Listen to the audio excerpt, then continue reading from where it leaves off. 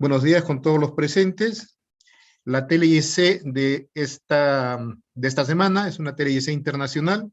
Los saludamos afectuosamente desde la Red de Salud Abancay, Dirección Regional de Salud Apurímac, y los invitamos a participar de la TLIC internacional programada para este lunes 28 de abril a horas 10 de la mañana, con el tema ¿Qué sabemos sobre la obesidad?, a cargo de la doctora Laura Yamilé Lozada Burdano, médico endocrinóloga pediatra, trabaja en la subred integrada de servicios de salud Centro Oriente desde Bogotá, Colombia, invitada por la Red de Salud, Red de Salud Abancay, Dirección Regional de Salud Apurímac del Ministerio de Salud. Muy buenos días, doctora. Buenos días, doctor Napuri, gracias por la invitación. No sé si me están viendo mi imagen y compartiendo mi pantalla. ¿Me confirman, por favor? Sí, doctora. Ok.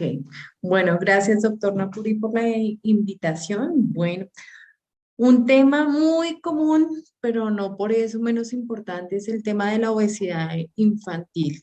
Y en esta charla les quiero compartir exactamente eso, nuestro enfoque inicial de la obesidad infantil. Nosotros como médicos, como trabajadores de la salud, esto es una pintura de un famoso artista, Botero, que todas sus imágenes son sobre obesos, personas que están en obesidad, pero que tristemente va siendo cada vez nuestra realidad.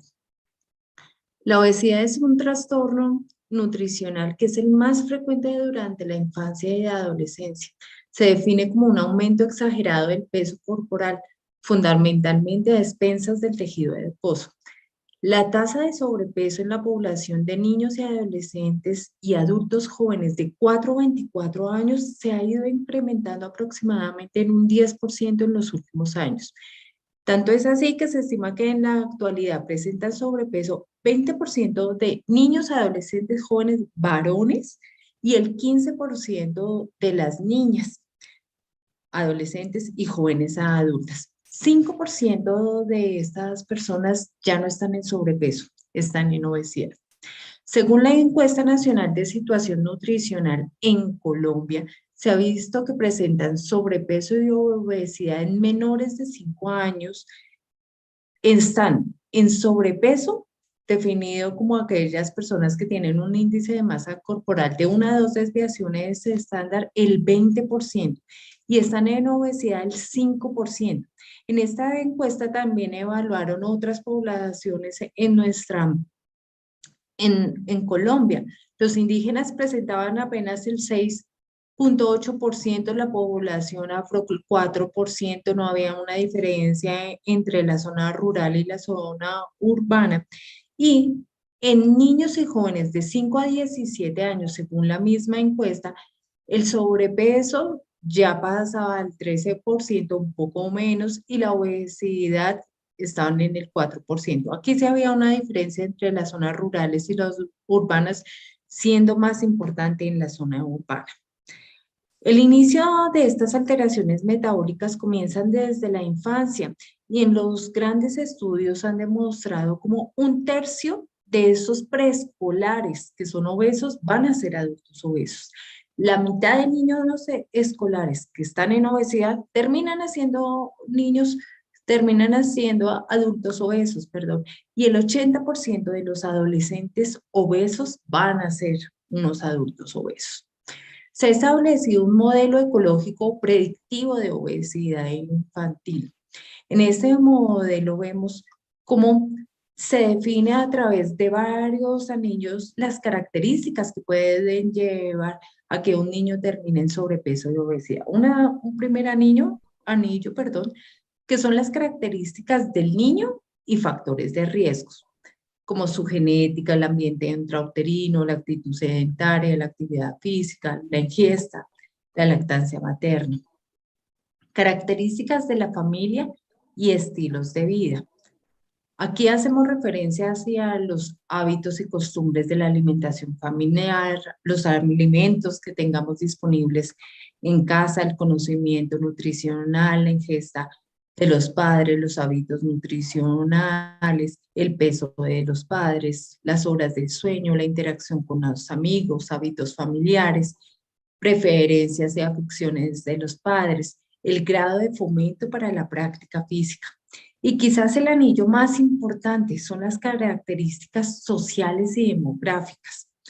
Aquí hacemos referencia a la dieta de nuestra población, la dieta en el comedor escolar, las horas de trabajo de los padres, el tiempo libre, la facilidad, las actividades de recreo, todas esas actividades que implican el desempeño familiar en el tiempo libre, la facilidad del transporte escolar.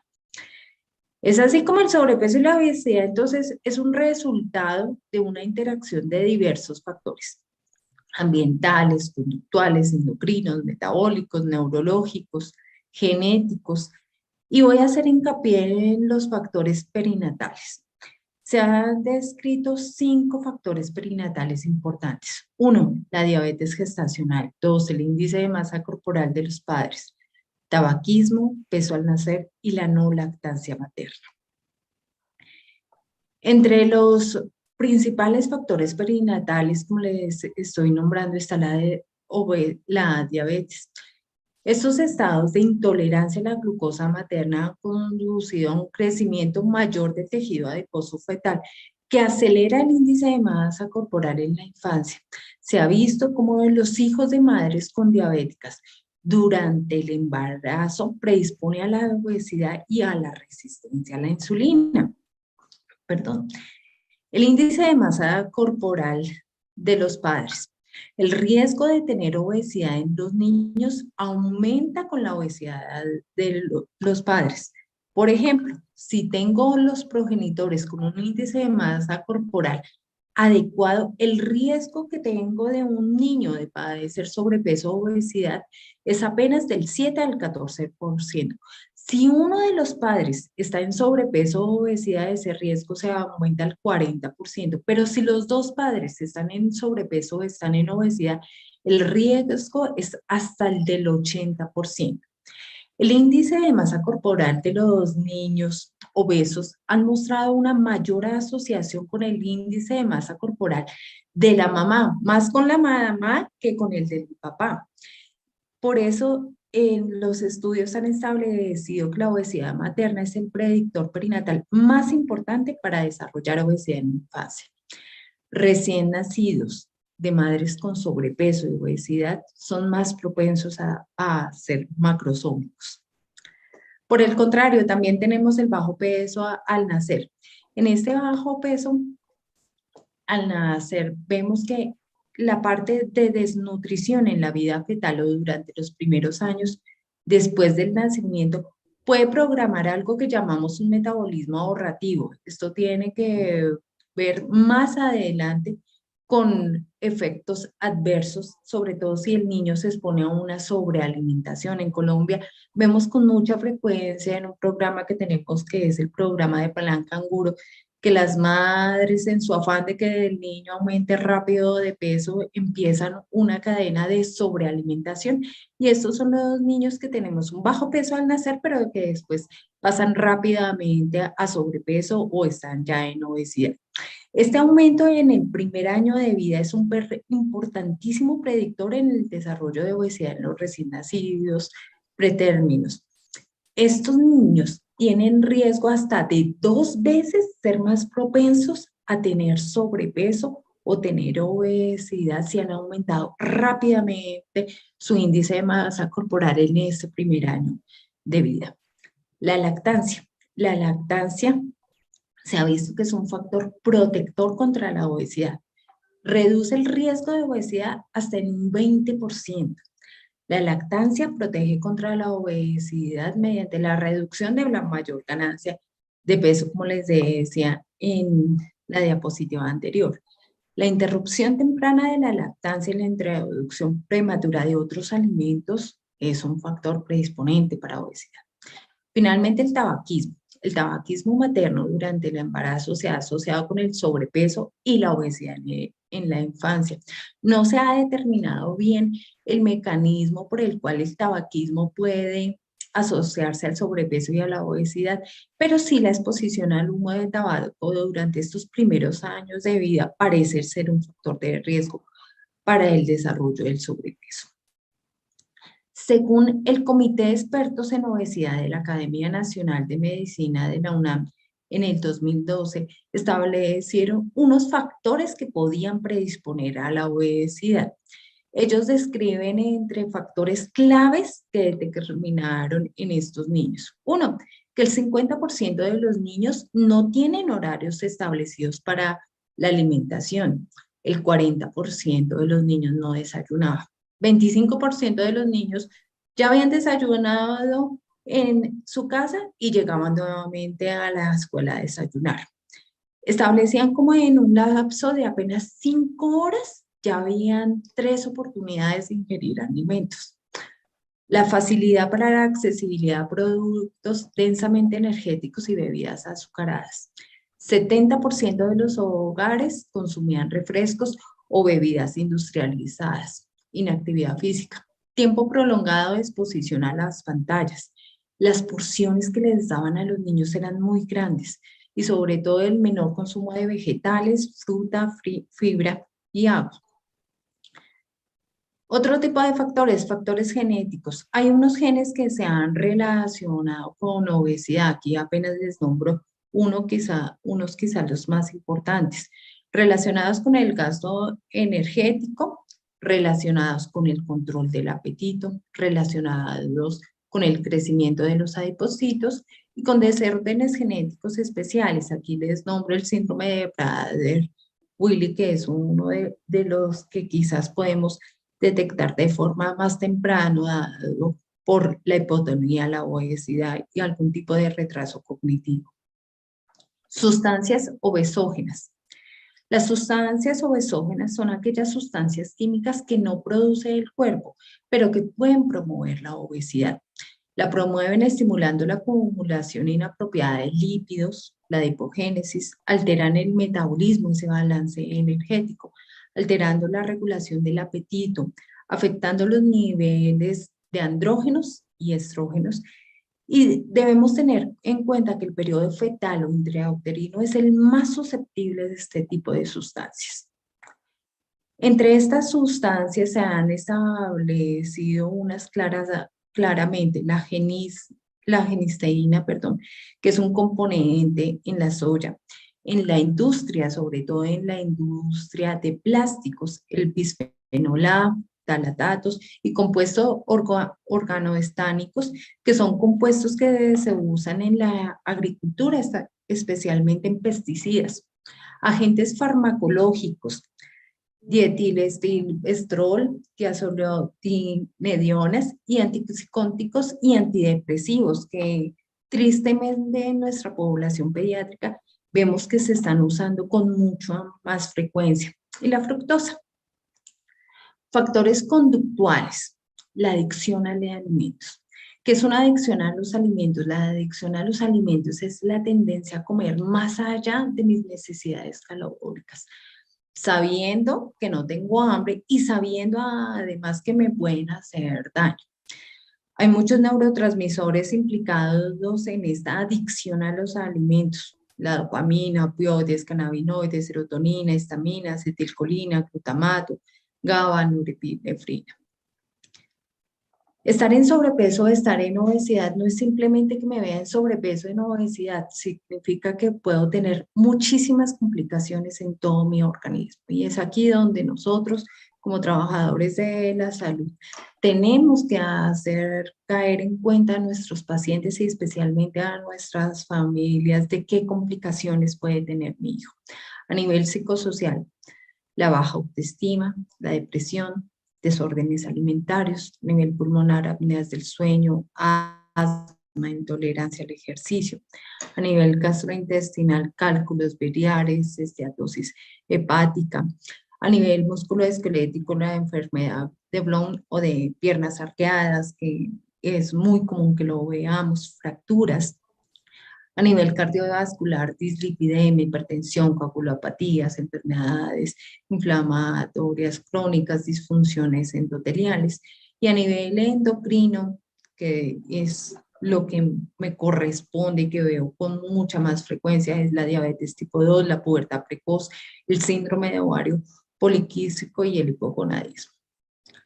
Patogenia de la obesidad. Entonces tenemos que si tengo un aporte excesivo de nutrientes, una inactividad física y un genotipo susceptible, porque esto es muy importante verlo en la consulta. Todos conocemos personas que, como siempre decimos, no realizan nada de actividad física, comen toda la porquería del mundo, como decimos los endocrinos, y no aumentan de peso, pero hay personas que sí lo pueden hacer. Por eso hablamos de un genotipo susceptible.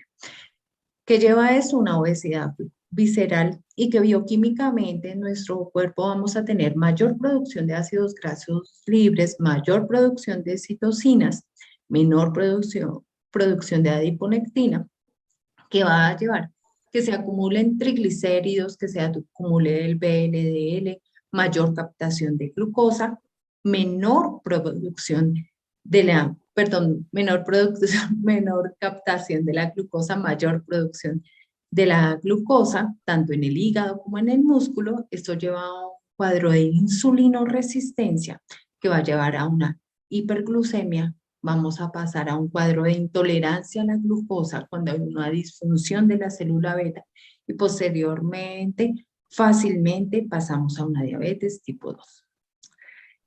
Entre las complicaciones está el síndrome metabólico. El síndrome metabólico lo definimos como aquellas condiciones que aumentan el riesgo de padecer la enfermedad cardiovascular o de tener una diabetes tipo 2.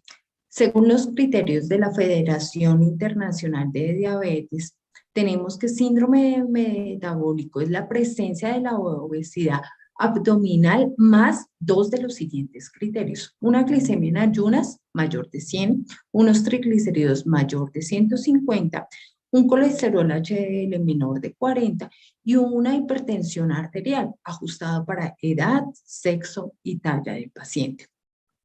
¿Cómo hacemos el diagnóstico de obesidad? Primero tenemos que hacer una historia clínica completa de nuestro paciente. Hacemos la anamnesis, revisión por sistemas, evaluando sobre todo características del sueño, de la alimentación y ejercicio. Evaluamos los antecedentes familiares de primera y segunda línea, el peso, talla de los padres, la diabetes, hipertensión arterial, obesidad, características del embarazo y parto, patologías durante la gestación, si hay una diabetes gestacional, hipertensión, exposición a noxas maternas, alcohol, cigarrillo, duración de la lactancia materna y datos antropométricos del nacimiento. Al examen físico siempre vemos peso, talla y el índice de masa corporal. Tener en cuenta que para estudiar obesidad siempre tenemos que medir el perímetro de cintura y la tensión arterial.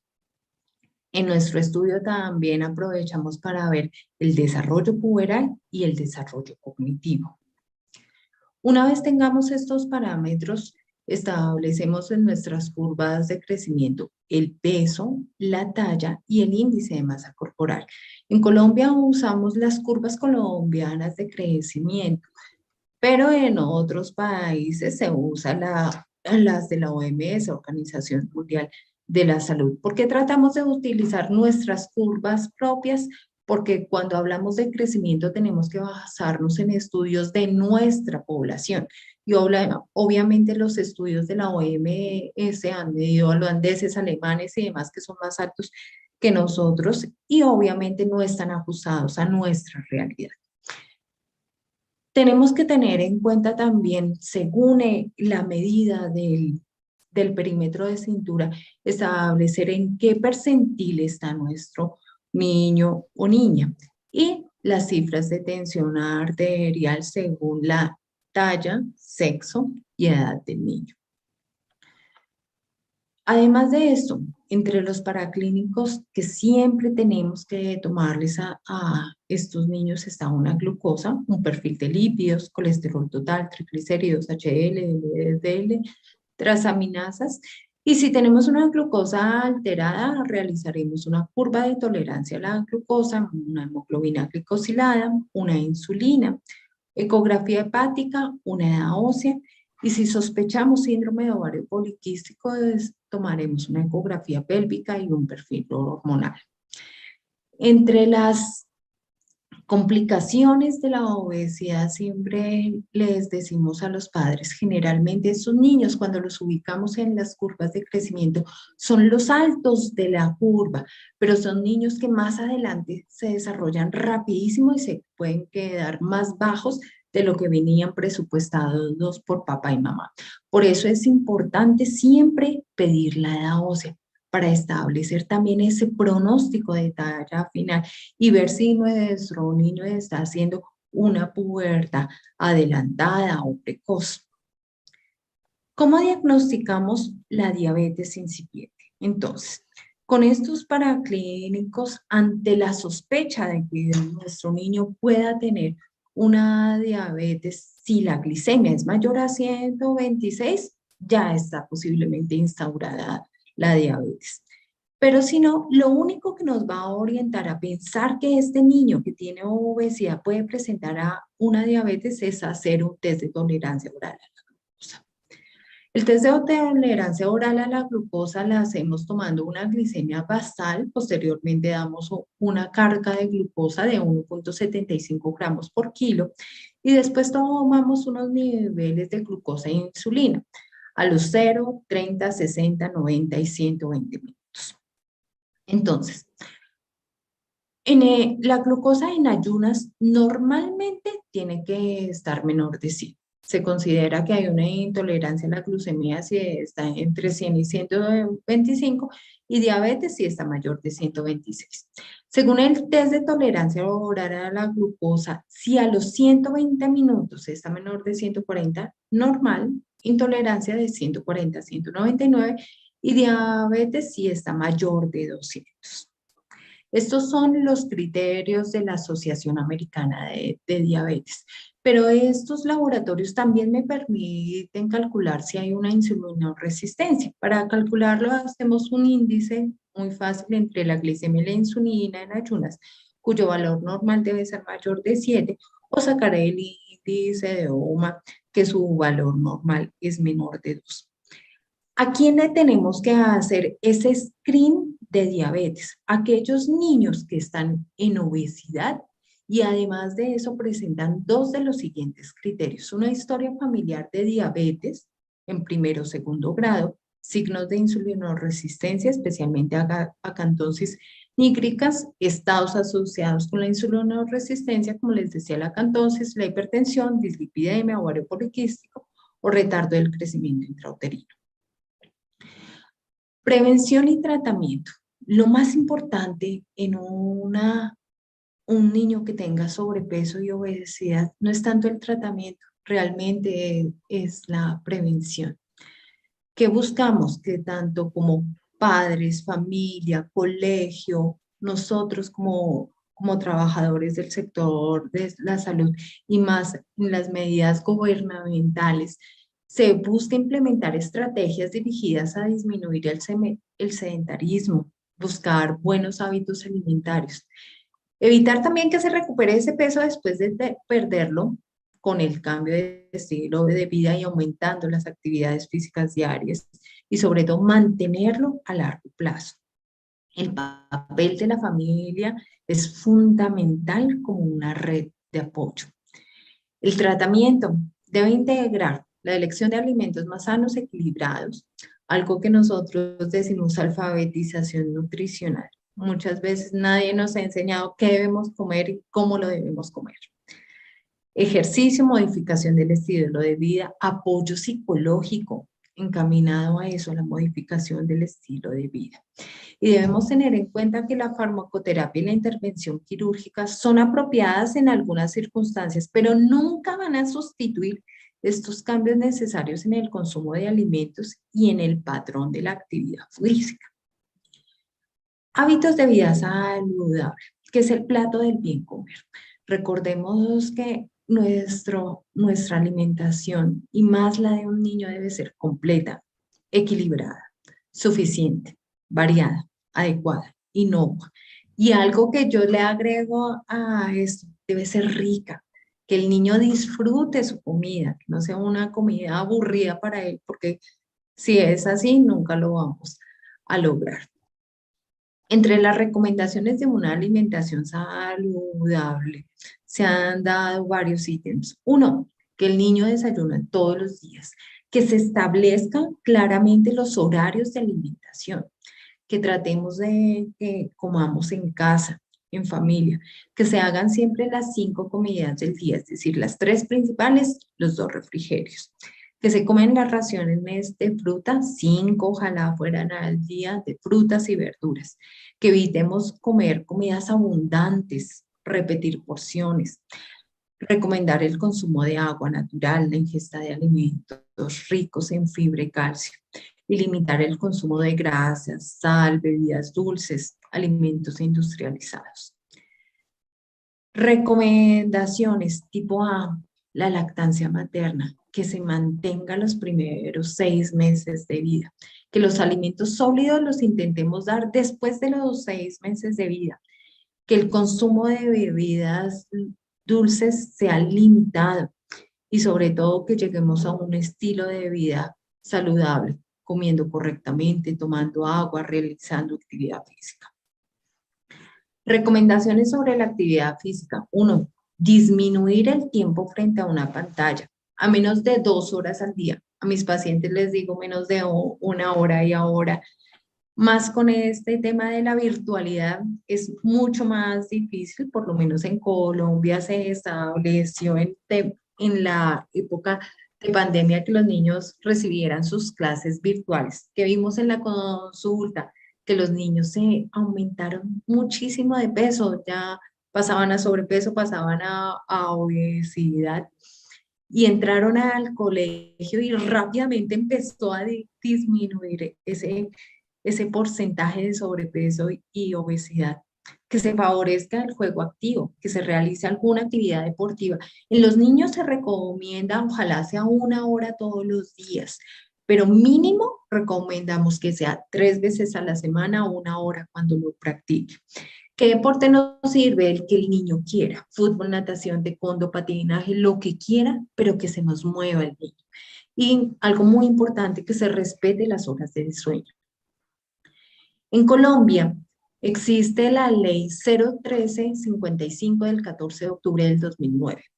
Por medio de esta ley se ha definido la obesidad y las enfermedades crónicas no transmisibles asociadas a esta como una prioridad en salud pública, donde se adoptan medidas para su control, atención y prevención. También se realizó en Colombia la guía práctica clínica para la prevención, diagnóstico y tratamiento del sobrepeso y la obesidad, que se los invito a leer y sobre todo a practicar.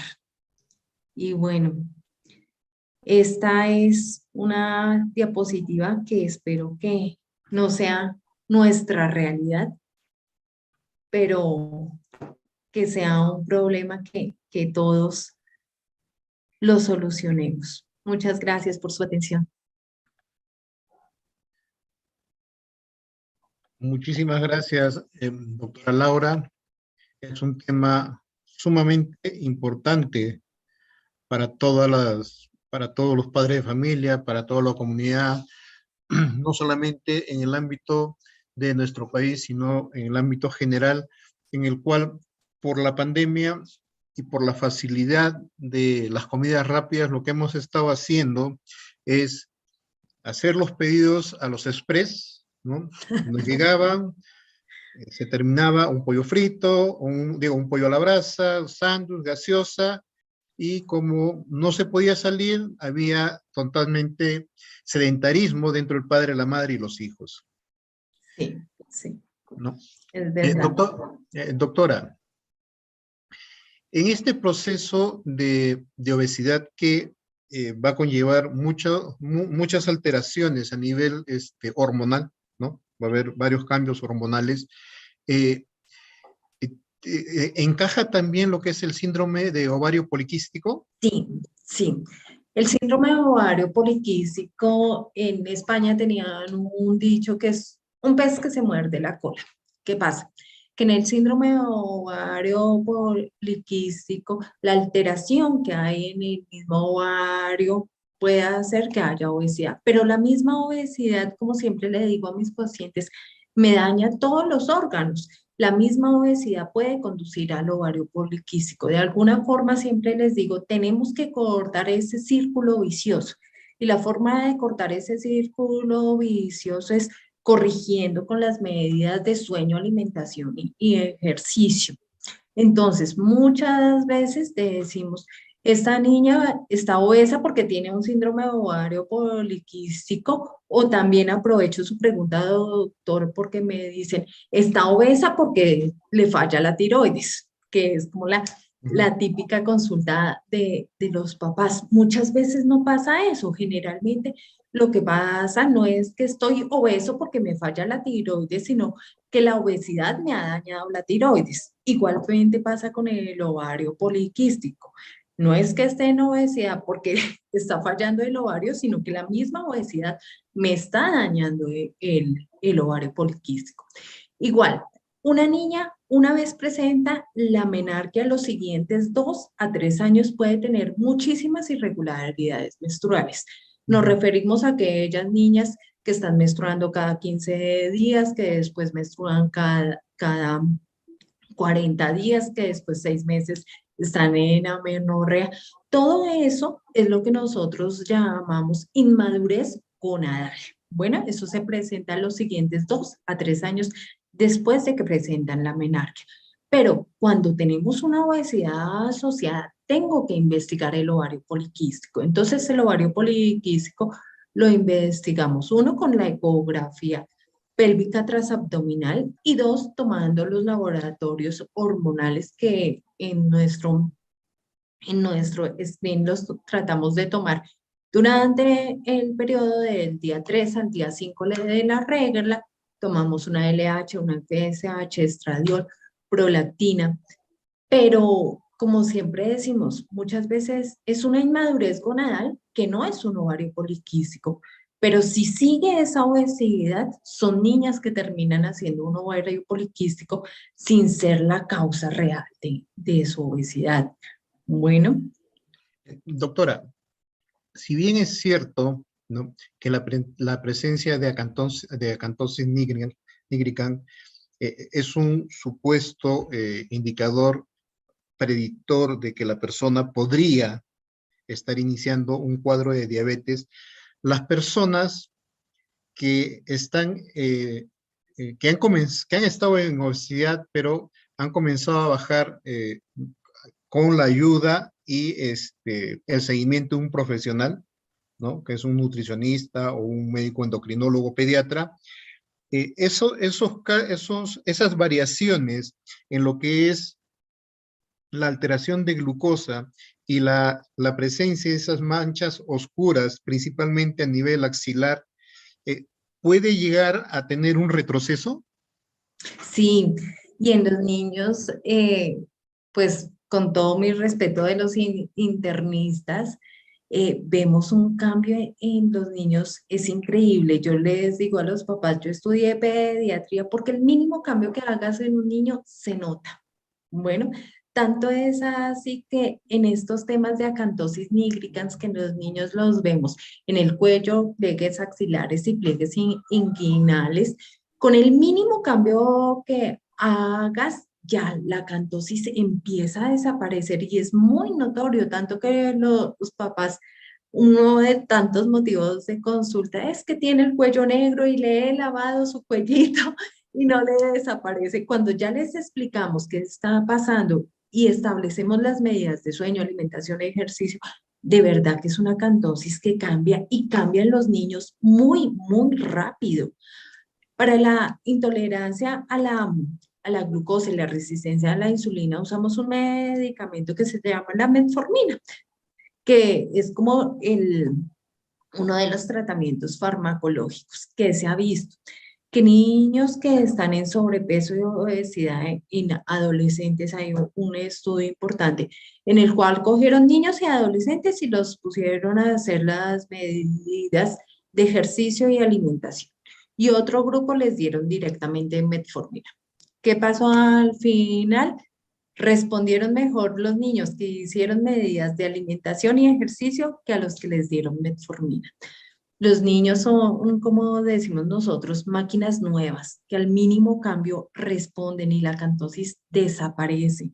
Desaparece, unos se demoran más que otros, pero si seguimos medidas saludables, la mayoría de estos niños no necesitan ningún tipo de medicamento, la acantosis desaparece. Hay algo muy importante en el tratamiento de los niños cuando empezamos a hacer las medidas saludables, y es que con un niño en la fase de crecimiento generalmente uno no busca que baje de peso, lo que uno busca es que se mantenga en el mismo peso y vaya creciendo. Y es muy, muy rápido que llegamos a un índice de masa corporal adecuado y rápidamente también restablecemos a valores ideales, no solamente los paraclínicos, sino estos signos clínicos que nos indican que algo está pasando. Pero sí, los niños responden y responden muy, muy bien, muy rápido. Claro, ahora, eh, invitar a los participantes a completar el formulario que se encuentra en el chat del Zoom y poder realizar las preguntas o inquietudes que tengan mediante el mismo chat para poder hacerle llegar a la ponente. Doctora, si bien es cierto que generalmente eso ocurre en los niños, en los adolescentes, se va a, se puede tener el efecto rebote. Bajó de peso y los padres están felices, están contentos, pero de un momento a otro comienza a incrementarse el peso en el niño. Sí, sí. El tratamiento del sobrepeso y la obesidad, siempre decimos, es un tratamiento integral. ¿A qué nos referimos con esto? Que no solamente es la parte del pediatra, del endocrino, del nutricionista, sino que también involucramos al psicólogo y al apoyo de la familia. ¿Por qué el psicólogo? Porque muchas veces le decimos al niño, estás en sobrepeso, estás en obesidad, puedes tener estas consecuencias. El niño muchas veces en su inmadurez que tiene aún deja de comer. Y no es dejar de comer, es simplemente comer bien. Y si no tenemos el apoyo de la familia, se empeora la situación. Entonces, ¿qué tenemos? Muchos niños que dejaron de comer, que rápidamente bajan de peso, pero si no tenemos ese apoyo psicológico, pueden tener ataques de ansiedad, comen rápidamente, atracan o atracones de comida, van a la nevera, desocupan la nevera y rápidamente recuperan peso. Los mandamos a psicología porque también debe ser un tratamiento de la ansiedad, que les enseñen técnicas para manejar esa ansiedad, que te enseñen a comer despacio, hablando con la familia, interactuando con tu familia, no esos niños que de pronto comen y comen y comen y al final no se dieron cuenta si comieron o no comieron. Hay un video en YouTube de una niña como de 7 años más o menos y le dicen algo así como tu comida favorita, pizza, y le colocan su película. El cuento es que al final del video la niña se ha comido como 14 pedazos de pizza. Es así, algo exagerado. Misma niña, misma situación, hacen el mismo video, lo único que hacen es que le apagan el televisor. Se comió 3 pedazos de pizza.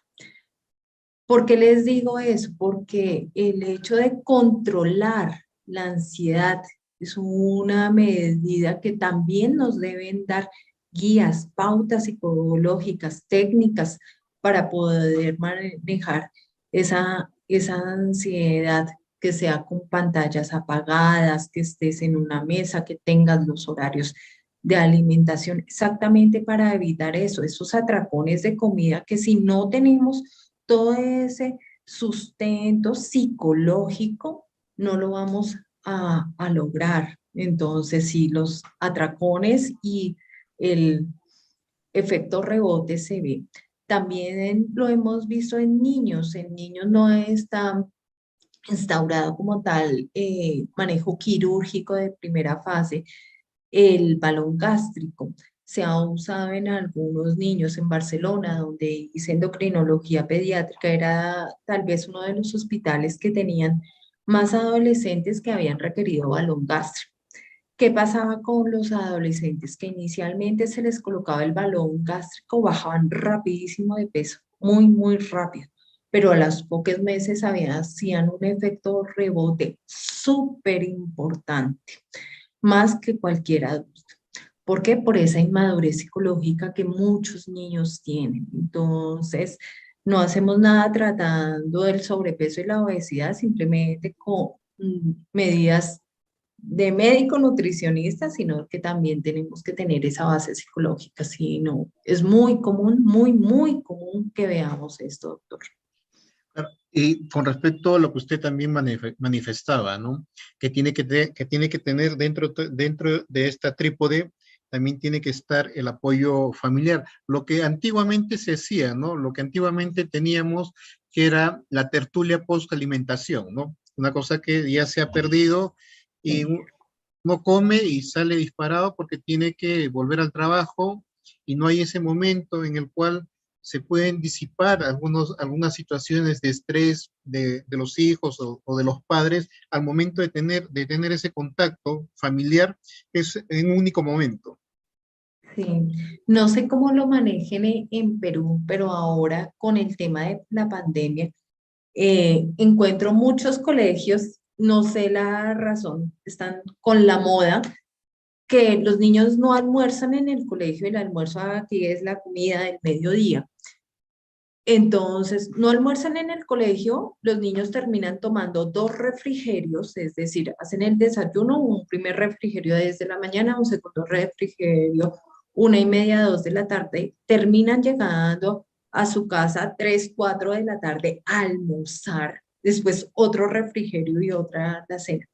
Son medidas que a nivel práctico, es decir, uno dice, bueno, pues tienen 2 refrigerios en el colegio, pero a nivel fisiológico no tiene ningún sentido y por el contrario, hacemos estos problemas de sobrepeso y obesidad. Entonces, es como que todos estemos en la misma sintonía.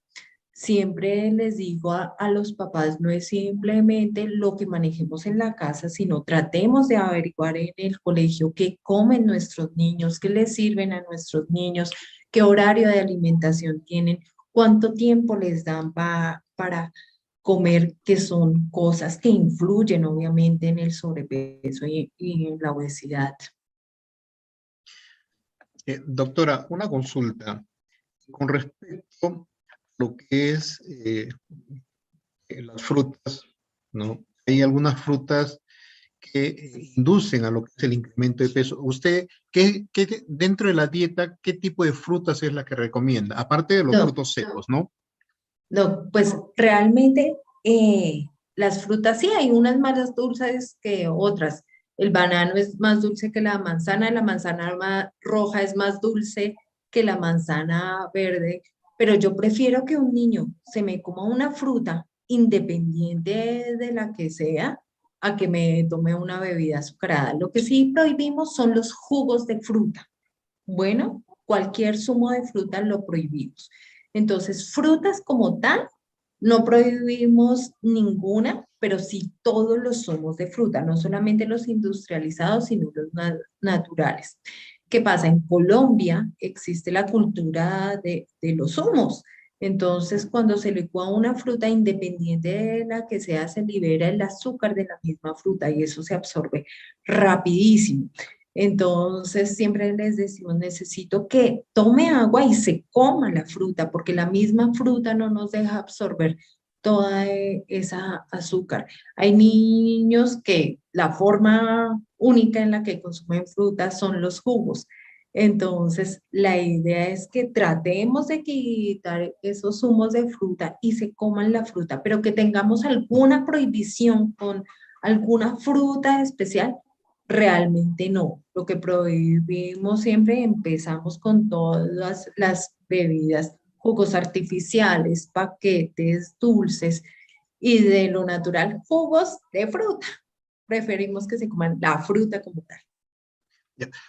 Doctora, en la práctica que usted maneja dentro de los casos, ¿se ha visto cuadros que por el mismo proceso de obesidad, que es un proceso inflamatorio también a nivel del organismo, comiencen a realizar algún tipo de procesos como una pancreatitis o de repente algún inicio de cuadros hipertensivos en jóvenes? Claro, claro, lo vemos con mucha frecuencia, con mucha frecuencia. Condiciones endocrinológicas o complicaciones endocrinológicas, como les nombraba, la pubertad precoz. Entonces, esos niños que están en sobrepeso, están en obesidad, son los altos de la clase que falsamente los papás dicen va a ser altísimo. Mentira, se desarrolla rapidísimo y al final se me queda más chiquito de lo que venía programado por papá y mamá. Otros motivos de consulta, el que el doctor acaba de mencionar, la hipertensión. Entonces, la hipertensión ya se ha detectado porque al niño le empieza a doler la cabeza, empieza a sentir mareos, toman paraclínicos, encuentran triglicéridos elevados en la consulta.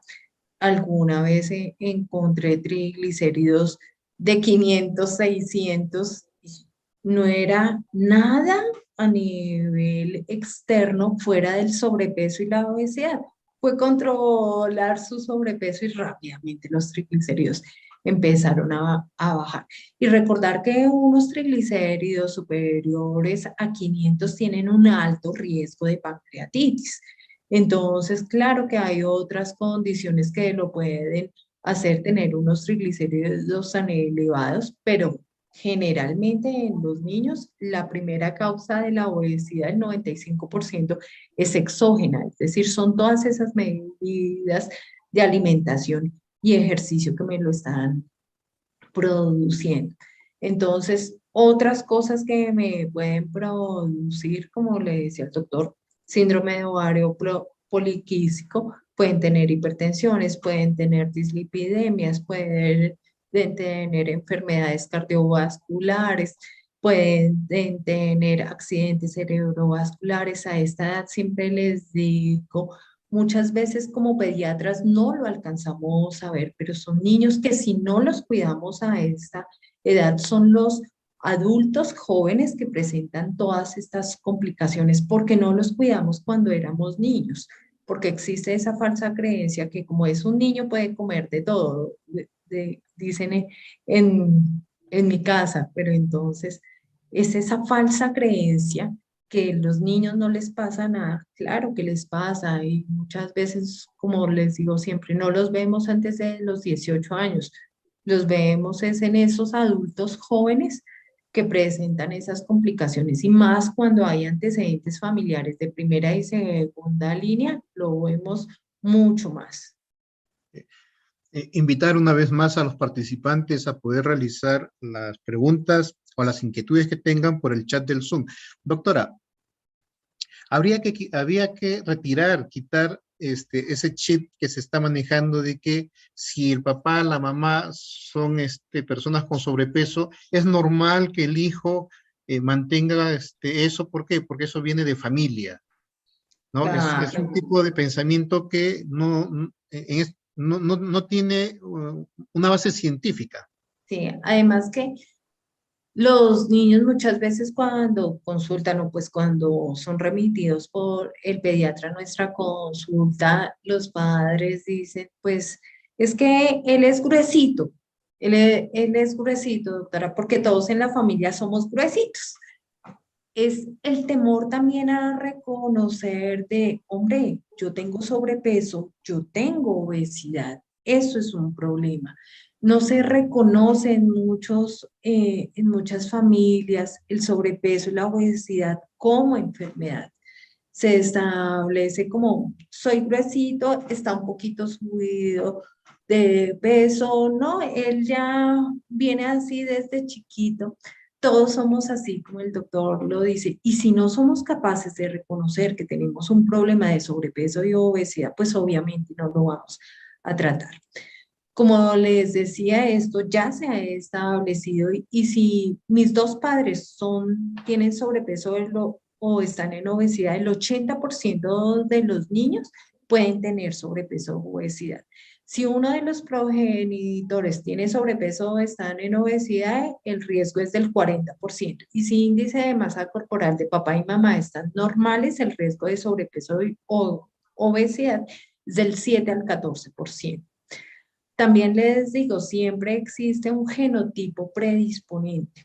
Todos conocemos esas personas, como les nombraba en la charla, que comen la porquería del mundo, que no hacen nada de ejercicio y son flacas, raquíticas y además de eso saludables, que les tomamos laboratorios y todo les sale bien. Pero sí es verdad que hay un genotipo predisponente, que si mi papá o mamá tiene sobrepeso, yo tengo mayor tendencia a tener ese sobrepeso o obesidad, pero no por eso estoy condenada a tener sobrepeso o estar en obesidad. Si tengo unas medidas saludables, obviamente lo puedo evitar. Doctora, ¿y cuáles serían sus recomendaciones a la familia para que puedan mantener una alimentación de tipo saludable para evitar los problemas cardiovasculares y todo el proceso que viene con lo que es la obesidad? Yo siempre les digo a los niños cuando salen de mi consulta, 3 recomendaciones, no se les olvide. 1, dormir bien. 8 de la noche a dormir, ideal que tengan un sueño reparador de 10 horas los niños. En la noche se controla una hormona que es la grelina. La grelina es la encargada de la ansiedad. Los niños que no duermen bien son más ansiosos, tienden a tener sobrepeso y obesidad. Entonces, uno, es muy importante que duerman bien. Dos, ejercicio, que hagan la actividad física que quieran, fútbol, natación, taekwondo, patinaje, lo que quieran, pero que hagan algún tipo de ejercicio. En el ejercicio siempre les nombro, hay unas actividades que a los niños que tienen sobrepeso o que están en obesidad les va un poco mejor que a otros niños. Por ejemplo, si colocamos a un niño que está en sobrepeso, está en obesidad, en deportes de agilidad, como fútbol, como baloncesto, generalmente no les va bien, no les va bien porque son deportes de agilidad que muchas veces al niño que está en fútbol lo ponen de arquero de defensa, pasaron 2 horas de ejercicio y ellos se quedaron quietos todo el tiempo, no quemaron nada de energía. Entonces, es un deporte que a ellos les gusta. Entre los deportes que yo recomiendo, deportes como el taekwondo, por ejemplo. Bueno, es un deporte que no es de agilidad, que psicológicamente los niños se creen más fuertes que sus compañeros, les va muy bien y queman calorías un montón. Y ahora lo que usted me pregunta, doctor, en cuanto a la alimentación. En cuanto a la alimentación, siempre les digo hacer las 5 comidas del día, las 3 principales, los 2 refrigerios. Que el almuerzo, si este es su plato, mitad del plato tiene que ser ensalada de verdura.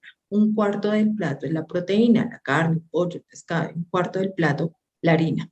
De beber, agüita. La cena que sea similar al almuerzo, un poquito menos, que los refrigerios, ojalá sea una fruta. Y siempre nos ayudamos con nutrición para que le aporten al niño una dieta adecuada al peso y a la edad de cada niño.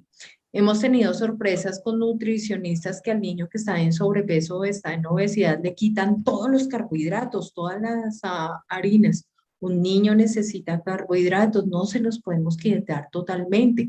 Entonces, por eso nuestra recomendación es que un cuartico del plato sea esa harina, ese carbohidrato, pero siempre nos basamos con nutrición para que me le adecue el menú a cada niño.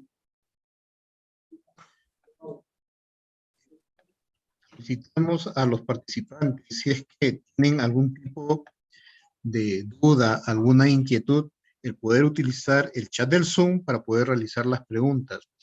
Doctora, nos preguntan si en los niños que tienen sobrepeso es adecuado o no es adecuado el que comiencen a realizar, el que realicen actividades anaeróbicas. Bueno, las actividades anaeróbicas no las recomendamos tanto, recomendamos más las actividades aeróbicas en los niños. En los niños tenemos que estar jugando con que sea una actividad que además sirva para fortalecer su crecimiento, su musculatura, las actividades anaeróbicas, muchas de ellas al ser pasivas, no me estimulan tanto esta parte. La recomendación de las actividades aeróbicas en un niño es que sea ojalá 1 hora cada día, todos los días por cuestiones de tiempo más que otra cosa, lo que les recomendamos a los niños es que practiquen mínimo 3 veces a la semana, 1 hora cuando lo practiquen, cualquier tipo de deporte que les guste. Y básicamente nos vamos con eso, que les guste, que disfruten su actividad física. En un adulto, siempre les digo, es muy diferente, nuestra psicología es muy diferente y nos dicen deporte, en un adulto a veces si no estamos acostumbrados al deporte, lo dejamos muy fácilmente. En los niños con mayor razón, tratamos de que disfruten ese deporte que hagan para que se enganchen en el deporte desde muy pequeños. Entonces, cualquier actividad física estaría bien, pero lo que más recomendamos es la actividad aeróbica. más que la anaeróbica. Bueno, doctora, una vez más, muchísimas gracias por haber aceptado esta invitación, que no va a ser la única. Tenemos ya proyectado otras actividades con usted, ¿no es cierto?, para el devenir, para el mes de abril, para los meses subsiguientes, con nuevos temas que van a hacer con que las dudas que tengamos cada uno de nosotros puedan ser disipadas, puedan ser aclaradas por una persona especialista, como es una endocrinóloga pediatra, que ve más allá que un endocrinólogo general, ¿no? Todo lo que es niños es endocrinología pediátrica, ¿no? Es hasta parte de la juventud. Le agradecemos desde el Ministerio de Salud, de la Dirección Ejecutiva de Infosalud, la Dirección Regional de Salud Apurímac, la Red de Salud Abancay, por este aporte, por este apoyo que está dando a recibir la invitación que se realizó para poder hacer el inicio de estas ponencias. Muchísimas gracias, doctora. Doctora, a usted muchísimas gracias y con gusto estoy dispuesta a contestar y ver inquietudes para que me las dejen saber, ya sea en el chat o a través del correo. Muchas gracias, doctor. Gracias por su invitación y gracias a todos los participantes que tuvieron un poquito de tiempo para escucharme. Muchas gracias. Muy buenos días con todos los participantes. Los invitamos una vez más a poder completar el formulario en el cual se va a consignar los correos de ustedes, y si es que hubiese alguna inquietud, alguna duda, en el correo que estén dando, vamos a poder dar la respuesta a esa inquietud. Bueno, muy buenas tardes con todos los, muy buenos días con todos los participantes. Nos estaremos viendo el mes de abril con nuevos temas, nuevos ponentes que ya se encuentran en un cronograma realizado. Muchas gracias.